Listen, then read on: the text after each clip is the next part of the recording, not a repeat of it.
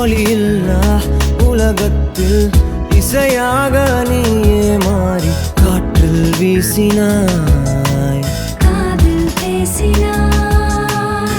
மொழியில்லா மௌனத்தில் விழியாலே வார்த்தை கோர்த்து கண்ணால் பேசினாய், கண்ணால் பேசினாய். 100 ஆண்டு உன்